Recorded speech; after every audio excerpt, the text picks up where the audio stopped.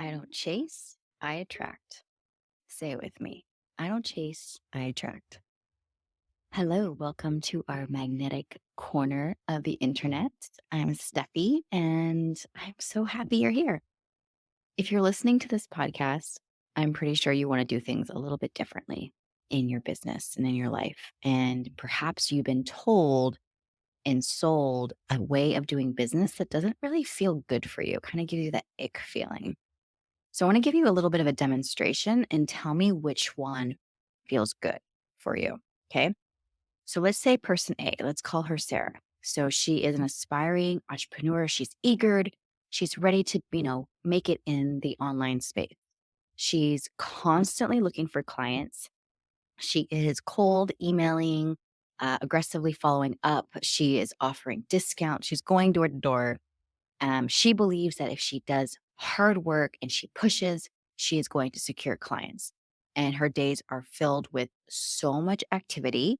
She's going to attending to networking events, social media events. She is doing competitions. And despite her effort, because, this is when you're super new into business, she feels kind of exhausted.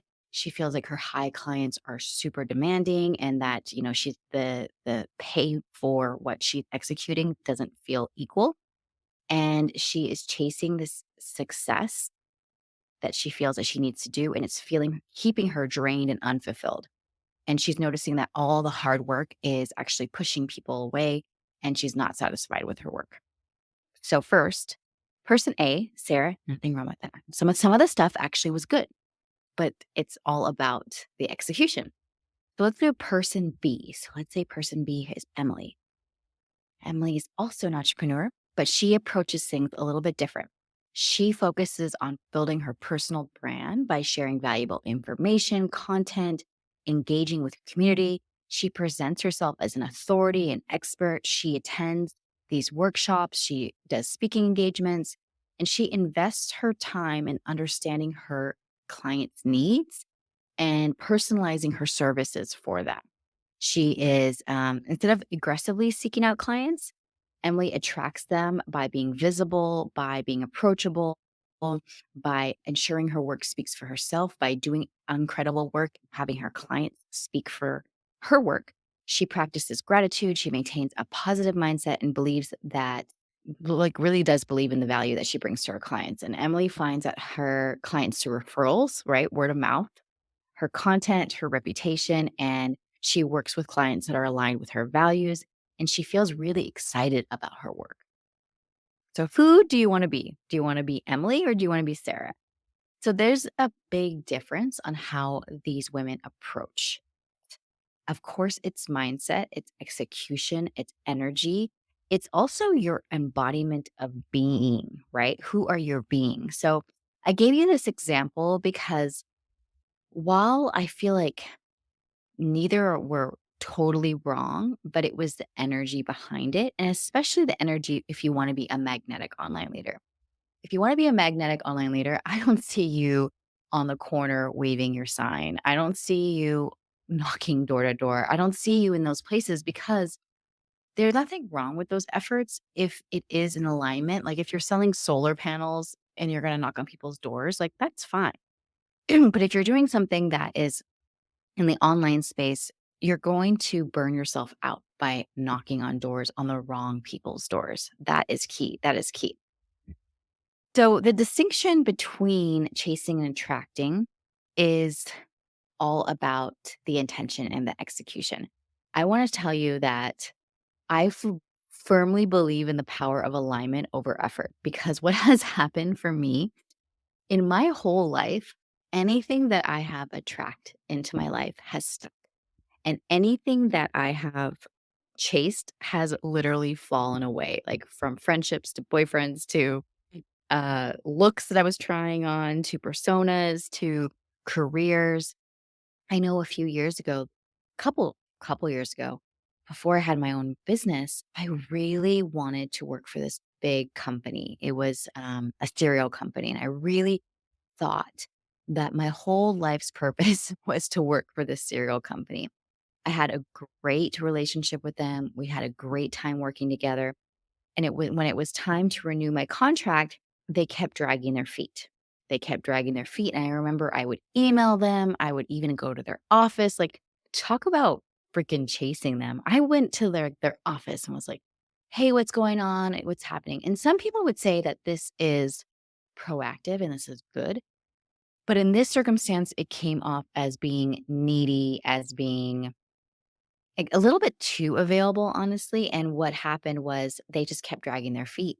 And then a few weeks went by, and they're like, oh, we decided to go with so and so. We didn't hire you, and we didn't even freaking tell you. I was absolutely devastated. I remember this being in like 2015, 2016, and I was devastated. And I remember being in bed and sulking for a few days after that. That was one of the catalysts to start getting into my own business and start getting into my own stuff, because let me give you an example of attracting. So during that time, I was really diving into social media. I was really diving into understanding what it looks like. How can I support people? How can you stand out in social media, right? And I was doing this honestly for fun. And I had been a social media manager prior, but I hadn't really dove in. So while I was in bed, licking my wounds, really sad that this cereal company did not hire me, Mm. I was really pissed about it. But I was really diving into social media. And a couple years prior, I was a social media manager, but I didn't really dive into it. I did it for a few clients here and there, but not much. And I joined this women's group, and a couple of women had approached me and was like, hey, would you be interested in taking me on as a client? I would love for you to do my social media. I love your personality. I love your ideas. What would that look like? What would that cost? And immediately I was like, I did not understand. I didn't get this. I'm like, wait, I didn't even advertise for this. I didn't even put something out there. And women are wanting to work with me. Like, this is insane. And so I gave him my hourly rate. I think it was like $23 or $25 an hour, and for a consulting rate. And, they were like, "Sure, yeah, let's do it." It was so easy, and I started to attract these clients, and at the very beginning of my business, I called myself an online marketing strategist, because I wanted to be a step above a social media manager, and nothing wrong with a social media manager, I didn't wanna call myself that, because at the time, everybody was calling themselves that. I love to be an individual, duh, right? And, I started to attract more clients that way and more clients that way. And I was like, okay, this is interesting. The thing that I chased, the thing that I thought I wanted so bad, I wanted so badly to work for the cereal company, and they completely denied me. But then the thing that just fell in my lap, it like fell in my lap. It just literally came and it was here. And yeah, it wanted me. Honestly, it wanted me more than I wanted it, which I guess is the whole part of attracting. And I just fell into it. I started to have clients. I started to do things. I started to post things on social media. I started to host workshops, and it started to build. So understanding that chasing can come from a place, it can come from a good place, but it often is from a place of fear, not enough, scarcity, feeling unworthy. And what can happen is when you chase, and even think about like dating, like if you're chasing a guy, it's stressful. It's exhausting. I have chased guys before. I've chased ex-boyfriends before. It is exhausting. I literally chased an ex-boyfriend. I remember we got into this huge fight after like Benihana's or something. And he drove all the way up to Orange County to go be with like a girl that he was hooking up with, which is completely effed up, you know? He drove up to Orange County, and I chased him, and I drove halfway up to Orange County. And then I heard this voice, and actually literally a voice where my girlfriends were calling me nonstop. And they were like, stop, turn back, stop, stop, stop. And so I drove halfway. I think I was in like Alicio Viejo or something, or Irvine. I was probably already in Orange County, but I turned back around. I was like, this isn't worth it. If I have to literally drive and chase my boyfriend to not go and hook up with this other girl in Orange County, like this is not in alignment. What am I doing here? And so I turned the car back around, sobbed, listened to some emo music because, this was the early 2000s, and I drove my ass all the way home. I have a lot of stories like that, so I could definitely, share them during my single days, but this is the thing. Marketing is so similar to dating and is so similar to all things. And chasing, if you think about it, is not what the feminine, not what magnetic leaders want to do. You want to attract, right? The egg attracts the sperm. The flowers attract the pollinators, the flowers attract the bees, the people to come in, the insects to come in and take the nectar and take the honey. It is about attracting. Even if you think about it, in the animal world, it's a little different. The males will be highly decorated. In the peacocks, it is the feather. It is the males have the feather, and then they do their funky dance, and then they dance, and then they attract their mate. So let's not chase. Let's not chase. Chasing is it's just not good for your health and your mental health too. What is this philosophy of attraction? So, attraction comes from being in alignment with your values, your energy, your purpose, your message, your marketing. And attraction is the person that you're being. So, attraction is about the energy that you emit and the action that you take in harmony with it. So, what you wish to receive. And it's about having the mindset, the belief systems, the energy to and a capacity to attract these opportunities, right? People want to work with people that they like. People want to work with people that they are attracted to from an energy standpoint, from a personal standpoint, from a business standpoint, from an ROI standpoint. So, what is the philosophy of that attraction? Then that gets me into the art of being. And this concept, I'm going to talk about it a lot. So, get ready to hear about it. The art of being is the being versus doing. You don't want to let go of the doing. The doing is important. Like right now, I've been thinking about doing this podcast. I've been feeling into this. But if until I press play, nothing happens. Until I press publish, nothing happens. So I have to do. But being is about being the qualities and the values, the energy. Again, I say the energy, the person you are being in alignment with to get the outcome. So if you want to drink more water, you're not going to be like, I'm being a person that drinks more water. You're you're going to the faucet and you're making sure you're filtering it and you're filling up your cup or you're filling up your mug or you're filling up your I have a Stanley. So yes, you're filling up your Stanley and you're just like, okay, I'm a type of woman that drinks water. I'm a type of woman that has that clear, glowy skin. I have energy. I don't have brain fog. I'm able to, my bowels are moving. Yes, we're going to go there because when you are a person that drinks water, when you are a person that is being, you are walking your talk. And that is when you are in integrity. That is when you're actually walking your talk and you're being a true person to your word. So, yes. And some tips on being in a state of attracting success and attract of being is self-awareness. Like notice your surroundings, notice your things. It's personal development. I'm absolutely obsessed with personal development. You're going to learn that. I've come to terms that I'm obsessed with personal development. Andrew's my husband and my business partner. Andrew was like, you need to understand that personal development is kind of like your drug. You love to consume it, you love to learn. I just love it. I love it. I love it. Visualization and affirmations, like visualizing yourself, the art of being, who am I being? Who am I becoming? And really allowing yourself to desire what you want. That's what it is. It's desiring what you want. Because when you can desire what you want, you feel good. And when you feel good, you feel positive. And when you feel positive, you attract. And when you attract, you have gratitude. It is all a snowball. It is all a snowball effect.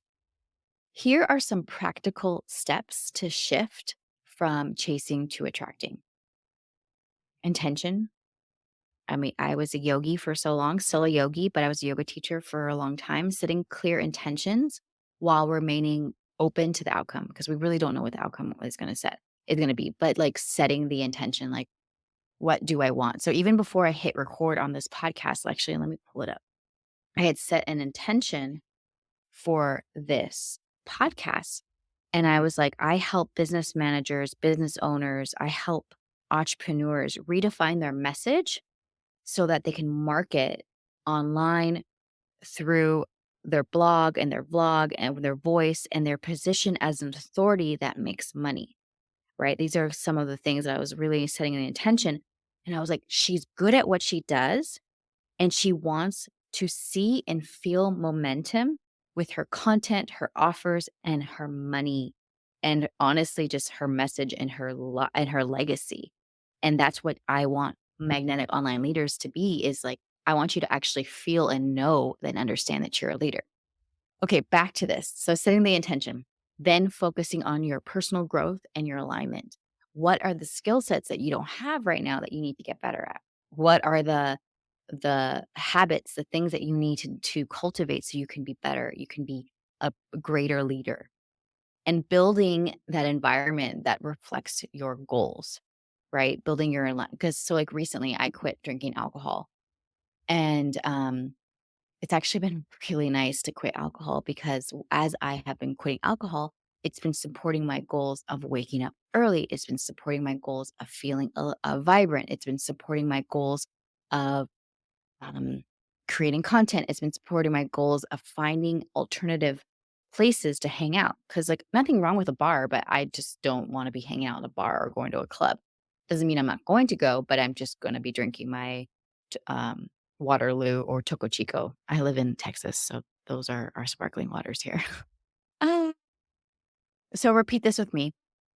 I don't chase, I attract. I don't chase, I attract. I attract what is right for me. I hold the light. I align. I show up. I'm vibrant.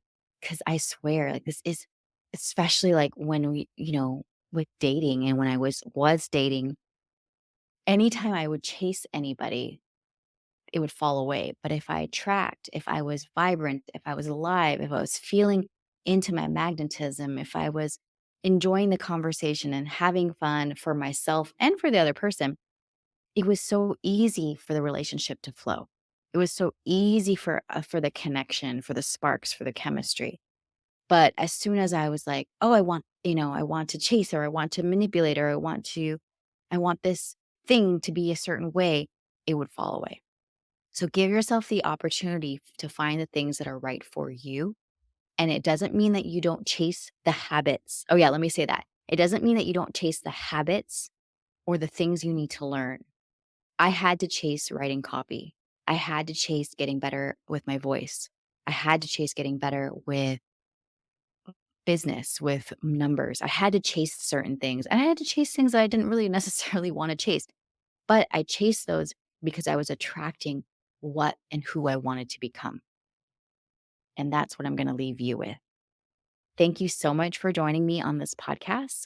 Go to steffilane.com and join my email list. And also, I have a Magnetic Online Leader Masterclass there that will give you all the tools and resources so you can continue to open up your magnetism. I'm so happy you're here. I love you. Mwah.